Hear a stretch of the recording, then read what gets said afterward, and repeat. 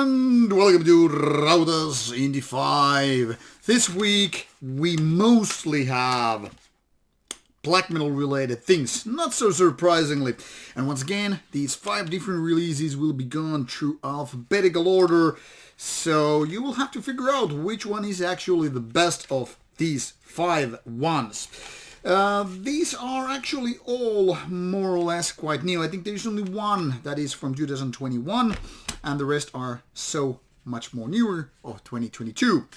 We'll start with the Swedish band the Arma, which is here with an MCD called Nightcall. Now, technically speaking, this particular release is not metal anymore. This used to be a metal band, according to Metal Archives anyway, but some things have changed over the years, and this is actually released of a sub-label of a metal label, which is this Silent Future Recordings here, which again is partially the explanation why this is even featured here, why it was sent to me and all that stuff. Now it gets more interesting when you figure out who are these guys actually. They're both related to metal and actually have a strong background in metal music, even extreme, even in black metal. But you have to check out those links from Metal Archives or all the band's own social media pages to figure it out. We're here just to describe this music. Now, this one is an interesting release because at first I was like, what the hell, why is this here? Because this is exactly something that you could describe as a gothic pop rock. Now, partially pop because it reminds me of those British pop names from the 80s and stuff. There's a strong synthwave presence here, but also very kind of a gothic, you know, the kind of an electronic body movement kind of a thing. Don't see me dancing. I don't do that. The thing here is, this is more than just pop, more than just rock, but it's combining those elements into kind of a synthwave. There's nice clean vocals present, even a little bit of a female vocals to create this contrast, and it actually turns out to be nice. But it took me a couple of spins before my brain was more like calibrated to this kind of music, which is not something that I usually listen to. It's actually pretty good, but you kind of have to like that kind of a music to begin with. So there is that. And when I was saying in alphabetical order, of course, I forgot that this tape was the first one in line, but nonetheless, here it is.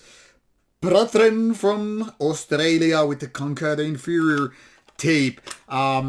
This is labeled as EP on the Metal Archive side, but this could be really just a demo tape, because technically speaking, self-financed in tape versus, you know, demo tape. What's the difference really? I mean, basically the same thing. Once you don't have a label and you're doing it self-financed, I mean, nothing else really differs, except maybe they's not reading TDK instead of the band name. Now, this one is some 20 minutes, well, almost kind of a black metal from Australia with rather grim and raw ways. It's almost like a war metal is a little bit in this DNA, because it's fast, it's fierce, it's kind of a very violent and aggressive, but the downtime thing, I don't know why I'm saying downtime.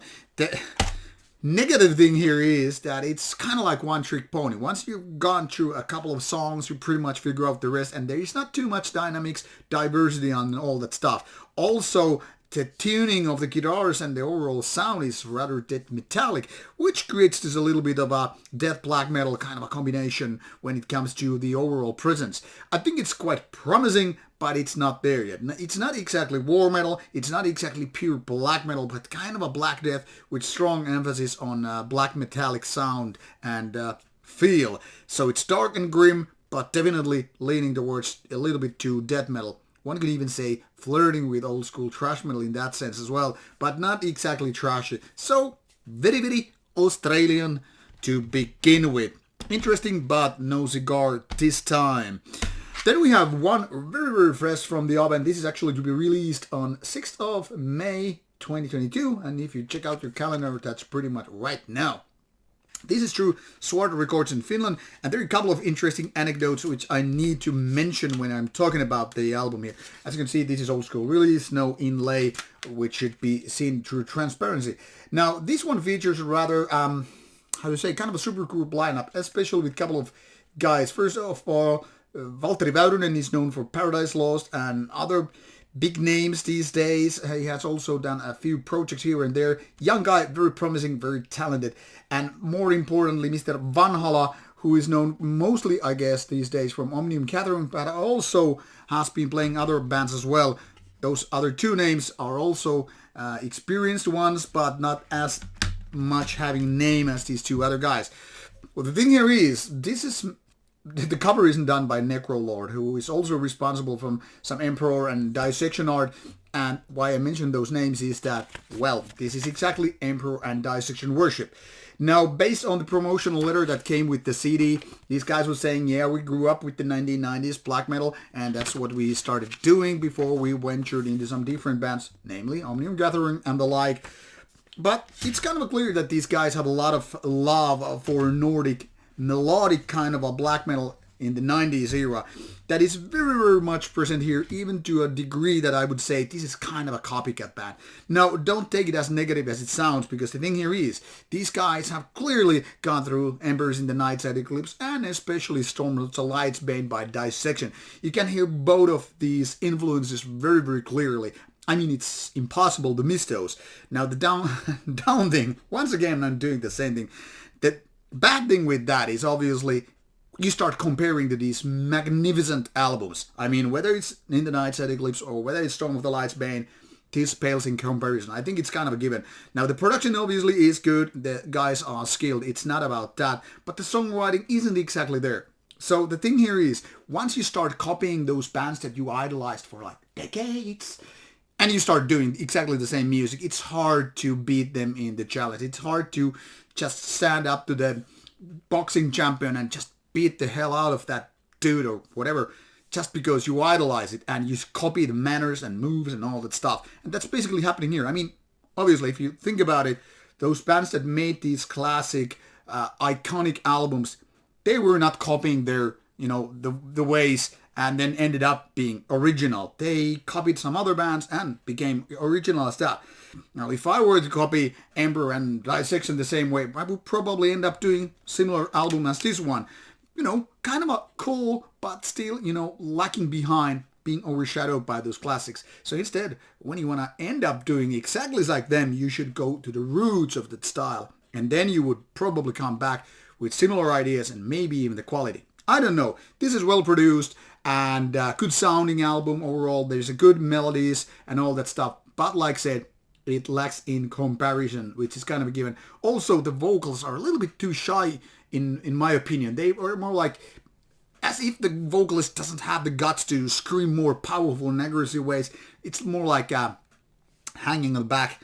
I don't know. Pretty interesting debut album, and it was said that this is not just some project with an album in, supposed to have more of that.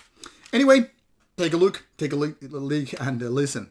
Then we go to Sweden, and this is from 2021, Jordfäst, with the debut album Hädanefter. To be honest, there's a very, very Swedish presence with this album. It's kind of a melodic, it's kind of organic, and based on the music alone, I would say this is something like a pagan, nature-related black metal.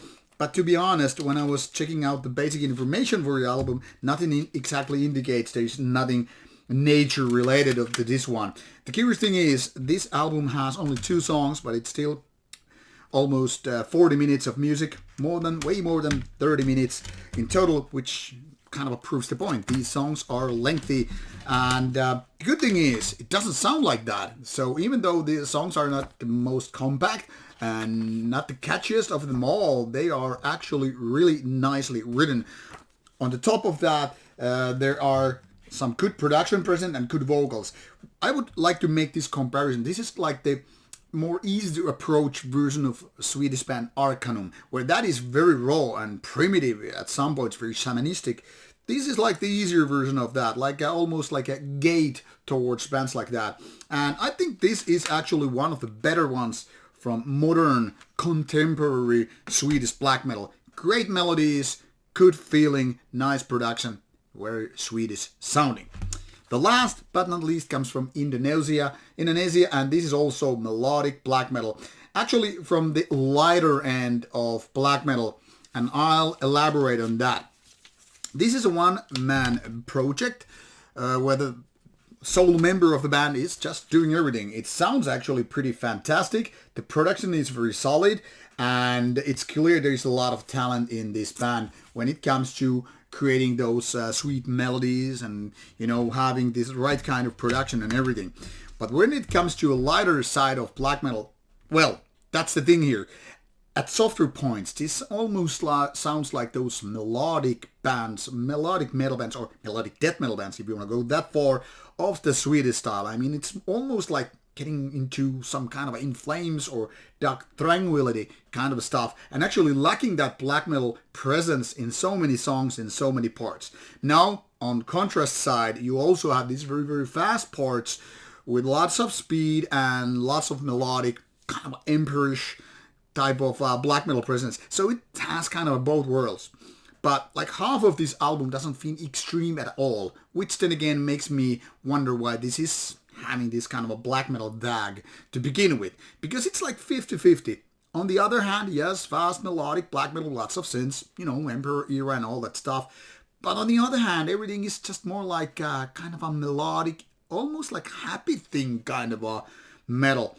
And when you have those clean vocals on top of that, it feels like this is drifting away from black metal. So calling this melodic post-black metal thing might not be misleading, even though it might feel a little bit weird. But once you get kind of listening to it, it doesn't sound that far-fetched, at least in my opinion. But then again, what do I know? You be the judge. This is decent, but not great. There's a lot of promise, and this could be a lot better in my opinion.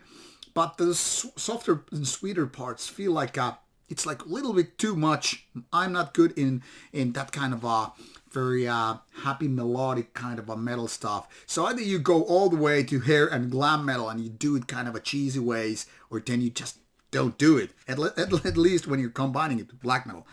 Anyway, to sum it up, there are no weak ones in this pile of Indie 5. If I had to bring my favorite on the top of this pile, I would go to Sweden with this Jordfäst band, because this is the one that is nailing. And the runner-ups would be I Am the Night and the Arma, as non-metallic it is. But obviously, I hope that you will find these links useful. They're all in the description box, and start listening to your favorites of this one. They might be totally different from my perspective, and it doesn't matter. What matters is that you enjoy the music, and if you like them, you go and buy them or use your favorite streaming ones. But all the information is in the description box, so click, click, click, and start listening. And please let me know if you like any of these, so I know to recommend music in the future as well. This is Rauta. Take care and enjoy your good music. Bye bye.